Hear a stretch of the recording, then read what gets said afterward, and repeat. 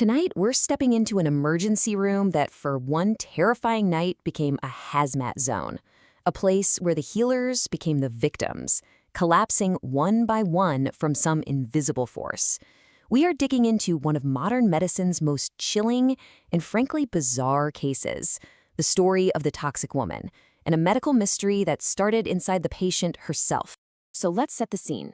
It's February 19th, 1994 in Riverside, California. A 31-year-old woman named Gloria Ramirez, who is very sick with late-stage cervical cancer, gets rushed into the ER. Her heart's racing, her blood pressure is crashing. The team just springs into action, like they've done 1,000 times before. But what's about to happen is anything but normal. As the doctors and nurses are working on her, they start noticing some strange things. There's this oily sheen on her skin, and this weird, fruity, almost garlicky smell coming from her mouth. Then a nurse, Susan Kane, draws a blood sample, and right away she smells something like ammonia coming from the syringe. She hands it off to a coworker, and then she just collapses, faints, right there on the floor. And Susan Kane, she was just the first domino to fall. What followed was pure chaos, a hospital-wide disaster that launched an investigation that honestly still raises questions today. It all boils down to this one terrifying question. How on earth did Gloria Ramirez's body seemingly turn into a chemical weapon? The whole situation just spiraled out of control so fast. You can see it on this timeline. Just 5 minutes after Nurse Kane fainted, a doctor, Julie Gorchensky, takes over. She looks at the blood sample and sees these weird manila-colored crystals floating in it. The next thing she knows, she's feeling lightheaded, and then she collapses too. Then a respiratory therapist goes down. You can just imagine the panic. By 8:45 p.m., they're evacuating the entire ER. And just 5 minutes after that, Gloria Ramirez was pronounced dead. By the time the dust settled that night, a staggering 23 different staff members had gotten sick. 23 people. They were fainting, couldn't breathe, some were even convulsing. 5 of them were so sick they had to be hospitalized themselves. Okay, so now you have a major problem. You have no idea what caused all this, so authorities had to treat the ER like it was a chemical spill.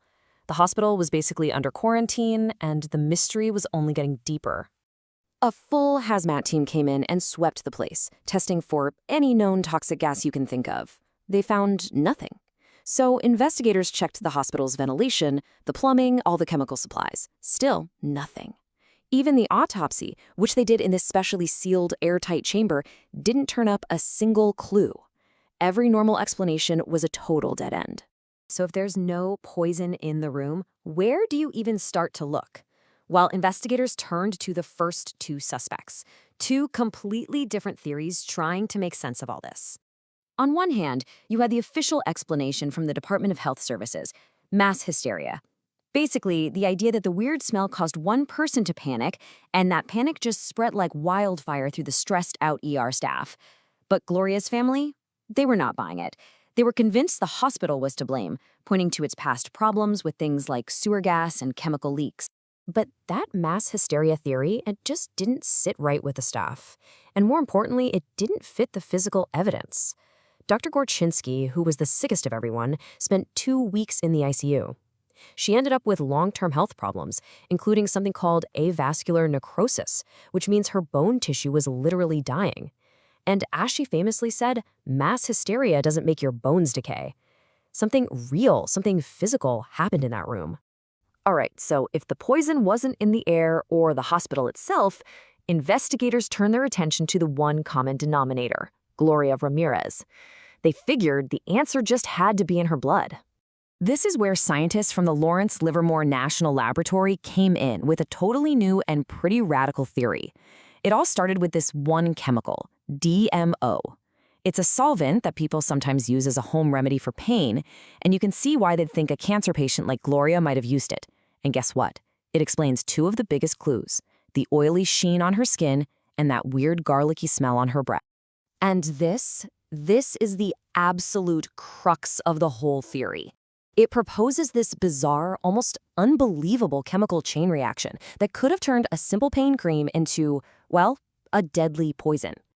Okay, so stick with me here. This is how it supposedly went down. Step 1, Gloria uses a DMSO cream for her pain. Step 2, paramedics give her oxygen. That oxygen in her blood chemically changes the DMSO into something else, called dimethylsulfone. Step 3, when the nurse draws her blood, the cooler air in the ER causes this new stuff to turn into solid crystals. Those are the weird particles the staff saw.